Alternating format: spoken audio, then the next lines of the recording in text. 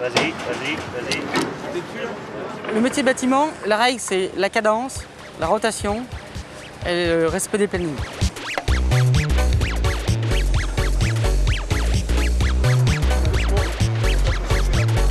Ah, le métier du bâtiment, c'est du gros œuvre, c'est de la branche, c'est de la poutre, c'est un peu de tout. C'est un peu la base de Vinci Construction. Vinci Construction existe parce qu'il y a eu le bâtiment au départ. Notre métier, donc, c'est d'être bâtisseur au sens large. Ça peut être de la réhabilitation d'immeubles existants. Ça peut être du neuf, que ce soit du logement, du tertiaire pour tout ce qui est bureau. Ça peut être de l'ouvrage d'art, ou des choses plus particulières comme la tour granite.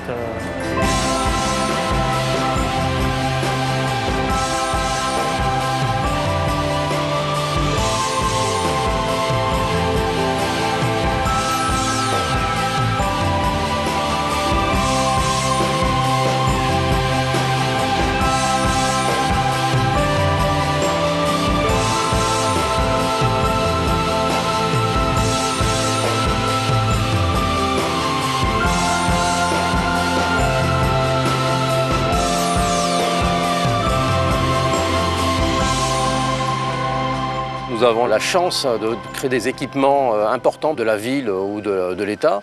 Donc ça, c'est quelque chose qui est très, très valorisant. Et le challenge, à chaque fois, réaliser le bâtiment dans les meilleures conditions pour que le bâtiment soit effectivement fonctionnel dans la durée. Bonjour madame. Bonjour. Vous allez bien? Ça va. Je peux entrer? Oui. En fait, je suis venu pour voir comment ça se passait par rapport au problème qu'on avait eu d'humidité. En réhabilitation, il y a souvent des imprévus et il faut essayer d'être le plus réactif et de comprendre en fait les gens, tout simplement.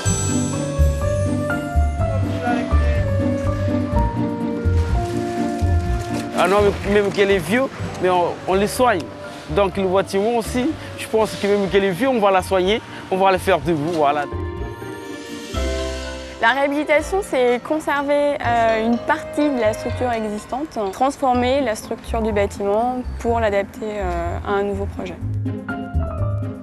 Je dirais ce qui différencie dans le bâtiment, c'est la multitude d'intervenants qu'on peut y trouver, quoi. Aussi bien en termes de maîtres d'œuvre, des entreprises, qu'on soit en entreprise générale ou en lot séparé, on a une multitude d'intervenants et d'interlocuteurs.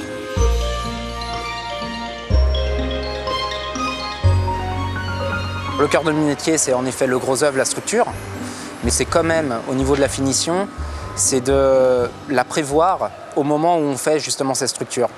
C'est savoir arrêter les voiles, arrêter notre béton au bon endroit pour qu'on puisse avoir une finition impeccable.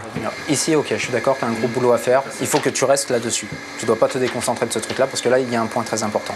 Je pense que les études vont être maintenant de plus en plus importantes, de plus en plus longues, et les projets sortiront quand vraiment l'étude sera bien approfondie.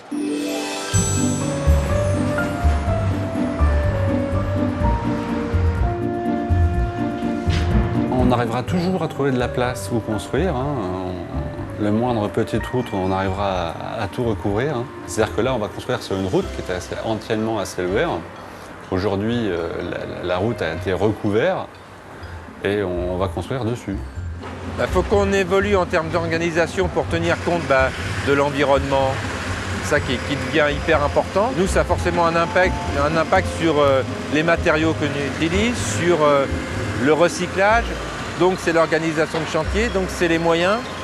Nous, plus on en tiendra compte tôt, plus on sera en avance sur certaines opérations.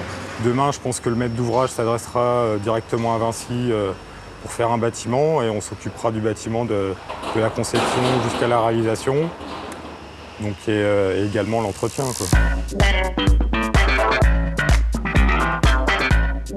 Nos clients ont des besoins multiples et ils n'ont pas que besoin de gros chantiers. Si je prends le Conseil général du 93 par exemple, eh bien, dans notre organisation, moi je fais les petits chantiers du Conseil général, en tout cas je tente, c'est ma vocation. Et CBC fait les gros chantiers, que je ne sais pas faire. Et si j'étais pas là, je ne ferais pas les petits chantiers. Et les gros chantiers, on dira, bah oui, mais pourquoi je vous donnerais un gros chantier? Parce que quand j'ai un problème sur un petit chantier, bah, vous ne savez pas faire, vous venez pas m'aider.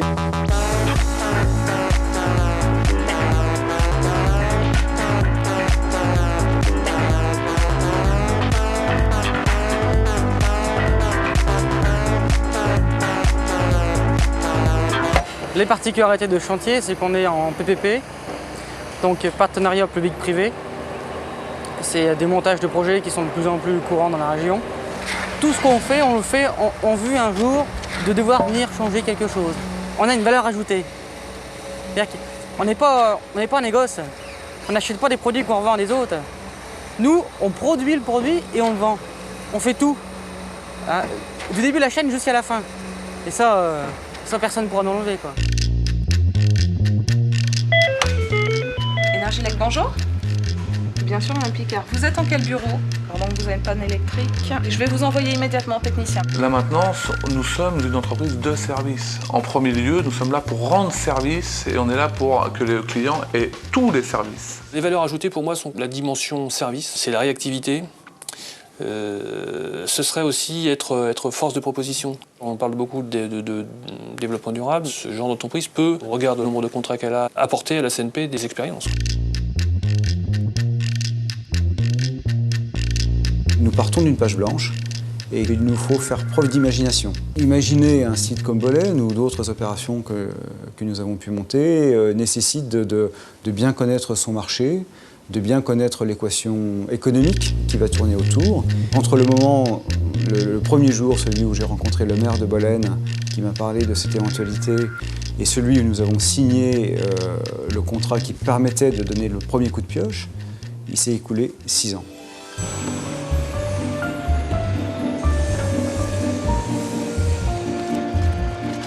Des années, on dit toujours que le chantier, ça va se calmer, mais finalement, la population, on dirait qu'il y en a de plus en plus. 20, 44, 353.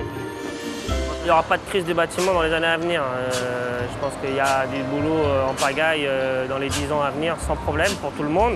Après, le problème, c'est plus la main-d'œuvre. Aujourd'hui, on fait le métier d'hier. Demain, on fera le métier d'aujourd'hui. On est toujours en train de refaire le monde. Le métier, tout court, c'est rester sur les fondamentaux, sur les compétences. On construit toujours les murs de la même manière, même si on évolue en matériel, même si on y apporte de la méthode. Donc surtout, c'est conserver nos fondamentaux et notre métier de base, quoi. Et à partir de là, ça sera le tremplin pour demain, ça. Mais demain, on aura à refaire la même chose. Un cycle inépuisable.